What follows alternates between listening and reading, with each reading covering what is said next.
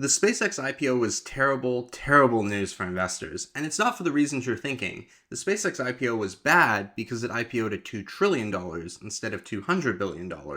Regardless of what you might think about the company's valuation, its prospects, or even Elon Musk personally, at least as of the time of recording, the numbers say that SpaceX has been one of the greatest creators of wealth in human history, and yet the vast majority of people didn't get to join the rocket ship until trillions of that value creation process had already happened.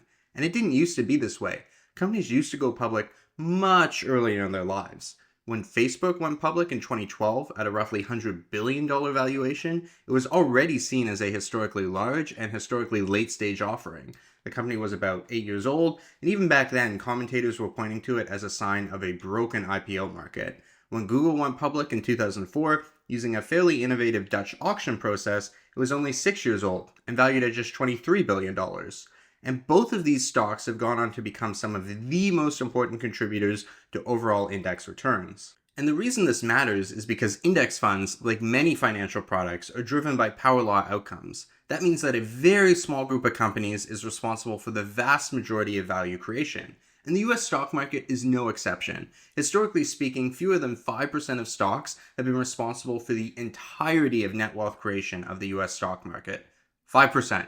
And in the case of Facebook and Google alone, my rough estimate is that without just those two companies in the S&P 500, with no other index changes, the market would have returned about 2% per year less since 2004. In other words, while the market managed to turn $100,000 into roughly $1 million over that period, it would have returned about $320,000 less, or only $680,000 without just those two stocks. For some historical context, in 1980, the median age of a company at IPO was 6 years. By 2021, that figure had risen to 11 years, and in 2024, it hit 14 years, the highest figure on record outside of the post-financial crisis period. In some of the largest IPOs of the past 10 or so years, the vast majority of value creation has now occurred outside of public markets. While in percentage terms, this will generally always be true, because going from 1 to 2 is 100% gain after all, even in absolute dollar terms, huge portions of value are no longer being generated once a company has gone public. Airbnb IPO'd at a $47 billion valuation in December 2020. It is now worth roughly $83 billion, less than a 2x for public investors. Uber IPO'd at roughly $70 billion in May 2019 and is now worth roughly $146 billion, a little over a 2x across 7 years.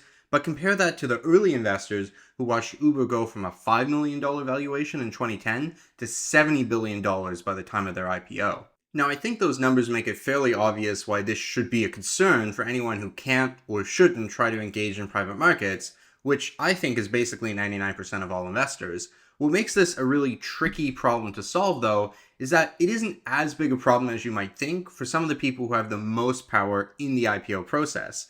For the most part, founders and executives are making completely rational choices to stay private for longer, and they're doing it primarily because they can.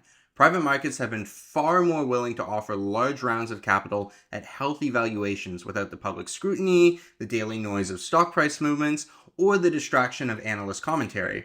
Some estimates suggest that the global VC and growth equity market has grown from around $300 billion in AUM at the end of the financial crisis in 2008 to somewhere in the ballpark of $3.5 trillion today, more than a tenfold increase. While some of this has gone to support stronger earlier stage financing markets, for sure, the blunt math suggests that the vast majority of those dollars are moving to more mature, later stage companies that used to get their capital needs met in public markets. Even the narrative that VCs dislike companies staying private longer isn't entirely accurate. While it can mean waiting longer for cash returns on some investments, overall returns among outlier companies can actually be a lot higher in this new world, and companies staying private longer allows private capital to capture more of the total value creation process.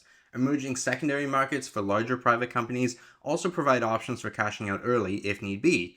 So the people who really lose out the most in this arrangement are individual retail investors who rely on the stock market to build wealth over the long term. Rather than getting access to future mega caps at lower valuations, they have to wait until a company is already mature. And as the Facebook and Google example showed, missing out on just two companies could reduce returns for index investors by roughly 32% over a 20-plus year period. And unfortunately, the solution many people want to explore is to make it easier for retail investors to put money into opaque, high fee private market products rather than finding a way to make IPOs work better for founders and company builders. Now, there are plenty of very good private market investments out there, and plenty of extremely bad ones. It is hard for regular people who have to manage the multitude of other responsibilities in their day to day lives to suddenly become experts on dense and abstract financial products, to figure out which is which, or to understand what conflicting incentives might be at play when someone is trying to sell them on a private markets investment. Now, I say this working in the industry, but I really would much rather we find a way to give people exposure to innovative companies through the high quality, low cost products like index ETFs that have taken decades to build and educate the public about, versus all of a sudden encouraging everyone to start dabbling in products that were designed for high net worth or high income investors for a very good reason.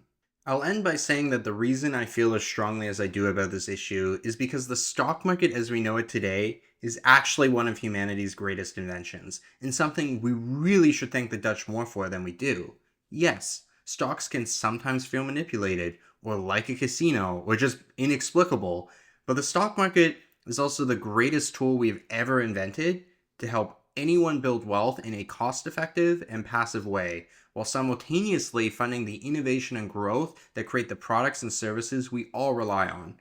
I know that there's an urge to think that the stock market is just a rich person's game, and there's certainly some truth to that, but without the stock market, ownership would be even more concentrated among the wealthiest because nobody else would have a practical hope of playing the game. For all its faults, it is a precious thing that benefits us all. And when it fails to capture companies until they've already made it, it's regular people who lose.